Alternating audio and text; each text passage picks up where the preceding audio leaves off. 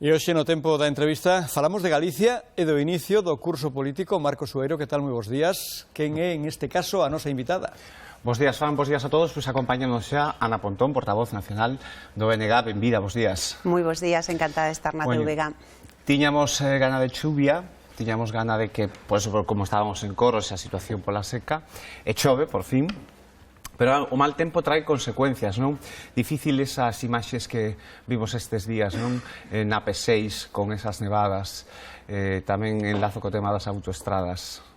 Bueno, eu creo que primeiro é un pouco abraiante que a estas alturas unha nevada poda colapsar unha autoestrada desas características onde haxa persoas que durante casi 18 horas estén atrapadas e, por lo tanto, é evidente que houve unha mala xestión, unha mala previsión por parte do goberno e creo que non é de recibo que ante unha crise desas características ninguén no Estado español dimita e entendo que o máximo responsable das autoestradas, como é o ministro, pois debería de asumir a súa responsabilidade por unha xestión absolutamente catastrófica, non? Pero evidentemente nos, co ministro, teríamos moitas outras cousas que falar desde Galiza, porque creo que é inconcebible que nos sigan subindo as peaxes da AP9. Creo que a modernización do noso ferrocarril, se me permites, pois sigue sendo unha factura pendente e o que non ten ningún sentido son esas visitas ministeriais que vemos que o único que traen é propaganda e publicidade e desa forma non avanza un país.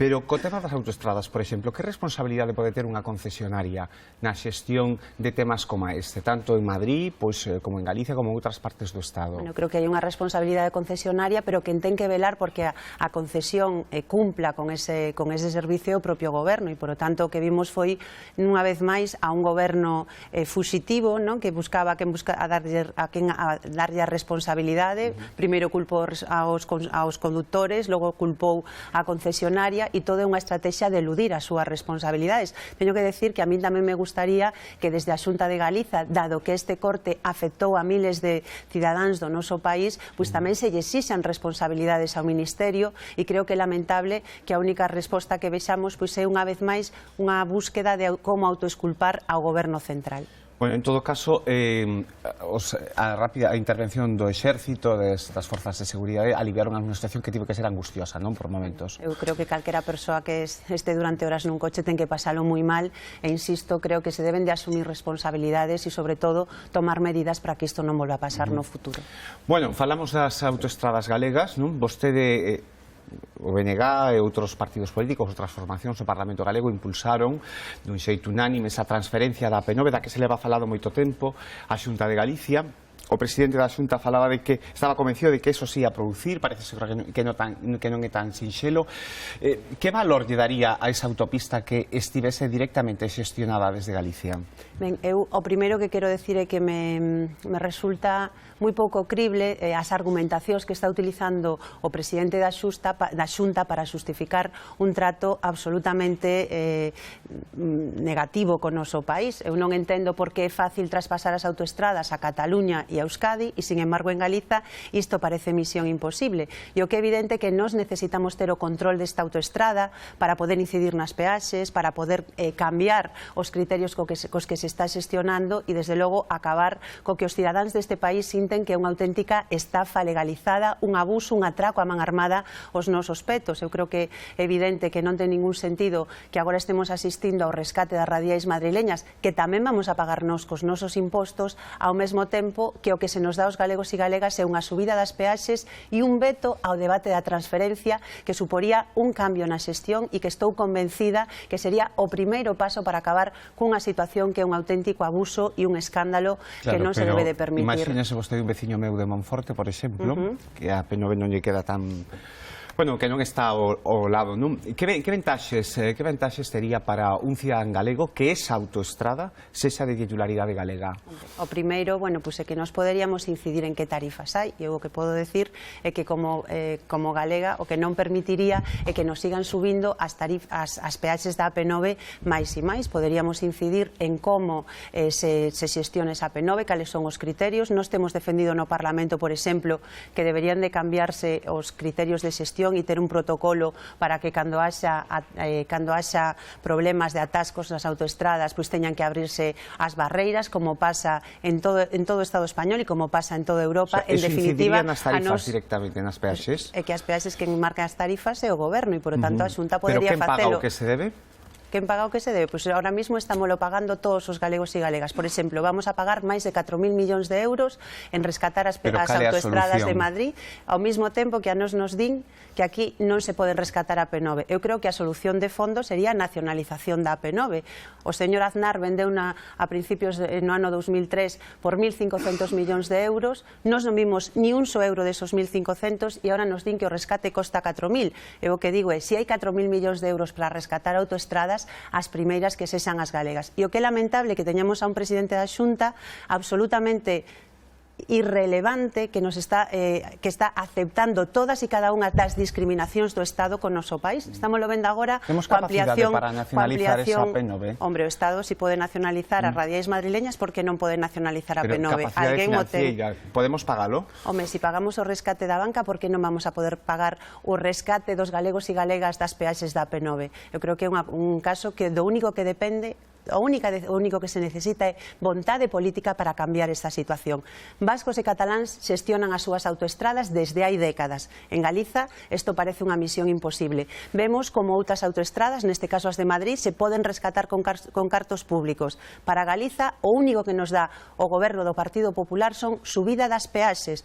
Eu creo que esta é unha situación que nós non podemos tolerar e o máis grave é que todo isto se fai ca complicidade do presidente da Xunta de Galiza, porque estou absolutamente convencida que en ningún outro caso se permitiría a situación que se está dando neste país. Claro, pero esa subida das peaxes non estaba condicionada por decisións anteriores, é dicir, o actual goberno está libre de pesemán, se me permite a expresión, para subilas libremente, non está comprometida, non están comprometidos por decisións anteriores? Iso é falso?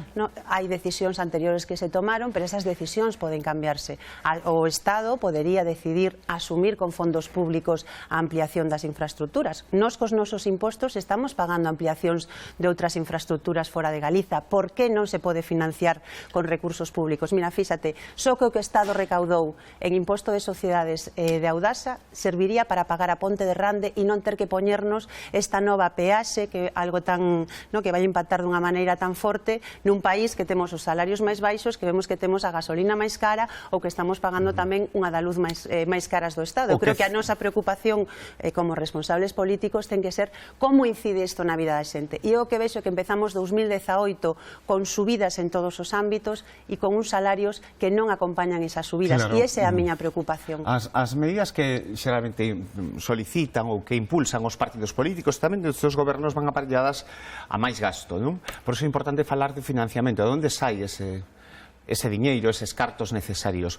Vostedes falan dun concerto económico, da necesidade dun concerto económico para Galicia, pero claro, están sós nesa petición. Non me vexo só, eu vexo que hai moitas persoas que defendemos que hai a necesidade dun concerto económico. Hai algo no que coincidimos todos e todas, que este sistema de financiamento é un sistema injusto, discriminatorio, que non garante un financiamento suficiente da nosa sanidade, da nosa educación ou dos nosos servizos públicos e, por o tanto, que este sistema, que hai que recordar, ademais, que asinou o señor Feijóo, é un sistema perxudicial sistema neste momento. Pero iso é a opinión do Partido Socialista, eu non a comparto. Pero non é só entón o señor Feijóo. Pero o señor Feijóo, por lo menos ten dito no Parlamento de Galiza que este sistema lle parecía injusto, por lo tanto, é o que digo, que partimos de algo e é que o sistema de financiamento injusto e discriminatorio. E, ademais, por as características que ten, cada ano que pasa é máis discriminatorio porque non garante a suficiencia financiera, un financiamento suficiente dos nosos servizos públicos. O BNG fai o que fai calquer forza política que mire por o seu país e é facer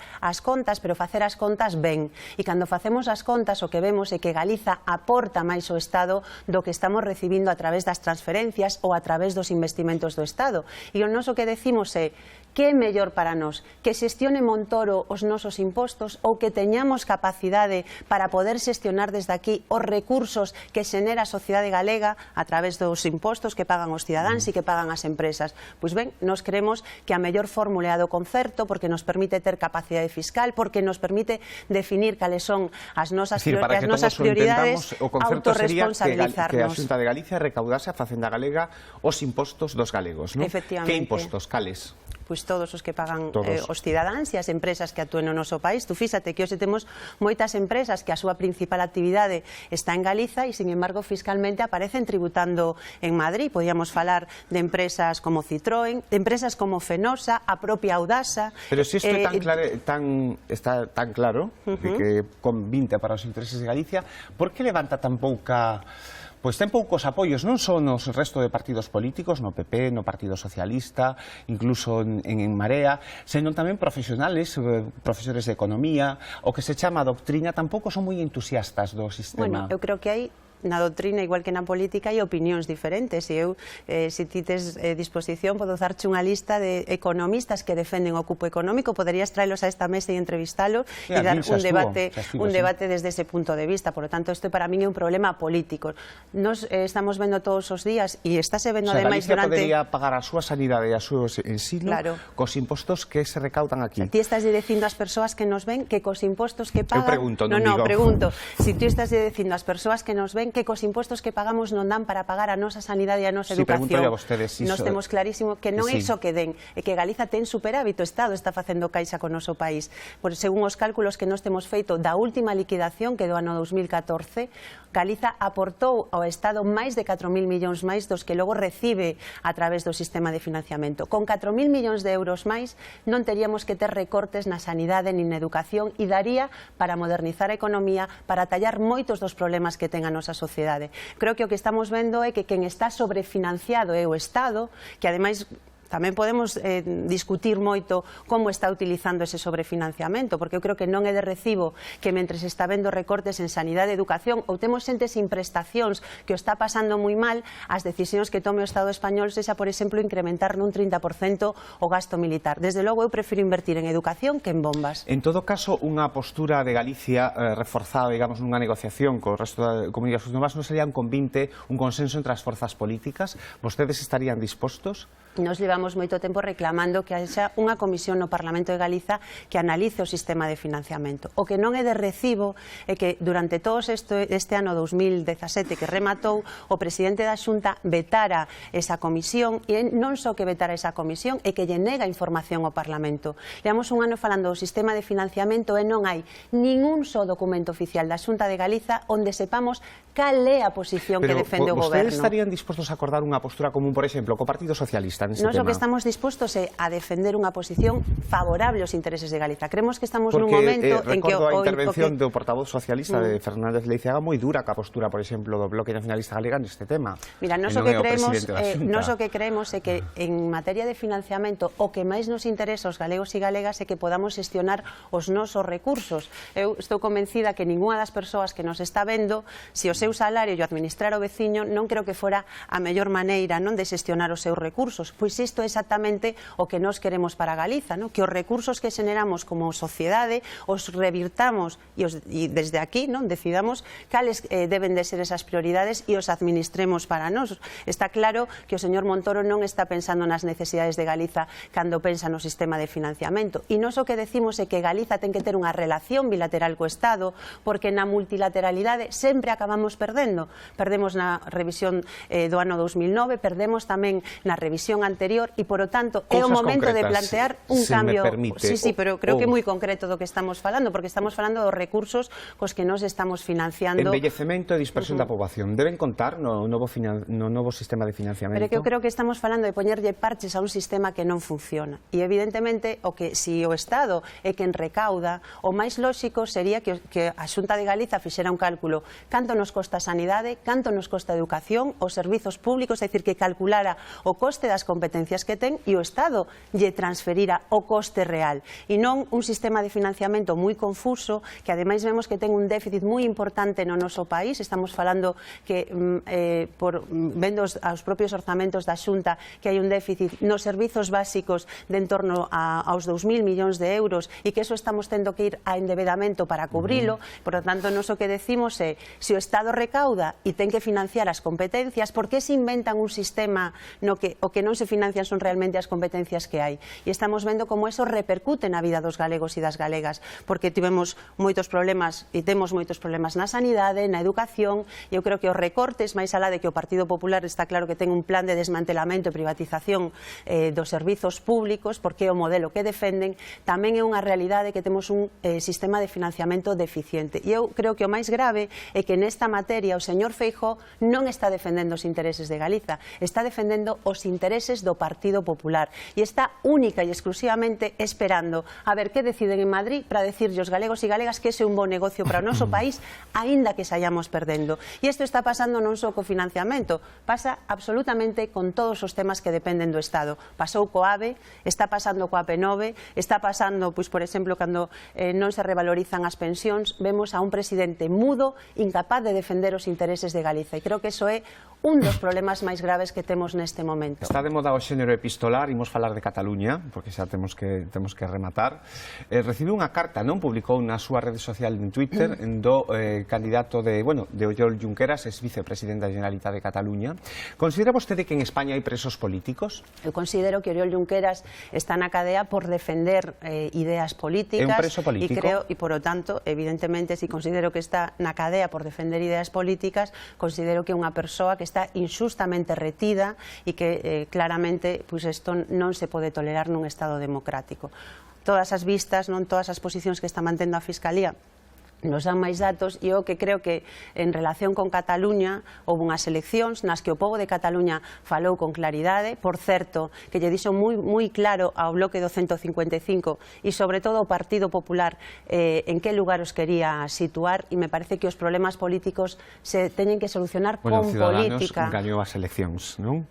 Bueno, creo que quen gañou as eleccións foi o bloque soberanista nunhas circunstancias realmente excepcionais, onde tiña algúns dos seus candidatos no exilio, na cadea, bueno, me parece que son unhas circunstancias que ningún demócrata... Que isto é moi importante. Cree que en Eu España... tamén me gustaría poder acabar as preguntas, porque... É que temos pouco tempo. A ver, cree que en España existen exiliados neste momento? É dicir, que considera que Puigdemont é un expresidente exiliado que non pode vir libremente ao seu país? Eu que considero que calquera persoa que coñeza a realidade deste país sabe que non cree que Puigdemont, fuxe da xustiza? eu creo que neste caso estamos vendo clarísimamente como a xustiza está actuando ao servizo dos intereses do goberno e do Partido Popular e que as situacións políticas non se deben de resolver nunha democracia con represión nin encarcelando a persoas por defender as súas ideas, sino que a política ten que servir para darlle solucións ás demandas da ciudadanía. E está claro que o Estado español ten un réxime que está esgotado e que desde Cataluña se está planteando unha alternativa que é unha alternativa que defende vías democráticas e creo que nunha democracia todas as ideas se teñen que poder defender sin que as persoas que a defendan teñan medo a ir á cadea ou que estén encarceladas precisamente por a defensa desas ideas. O sea que os magistrados do Tribunal Supremo son un instrumento do goberno, di vostede, pregunto. Eu creo que unha parte da xustiza neste caso está funcionando ao dictado dos intereses do goberno e do Partido Popular e creo que é unha moi mala noticia, porque eu sí que considero que é importante que exista separación de poderes e que podamos ter confianza no sistema judicial. Lamentablemente, o que estamos vendo nestes últimos tempos non nos dá esa tranquilidade e temos que denunciar o que está pasando, porque isto non é a primeira vez que pasa na historia da humanidade, nin creo que lamentablemente vai ser a última. Quedan moitos temas que temos que falar, quedan temas, pero queda pouco tempo, que me lío.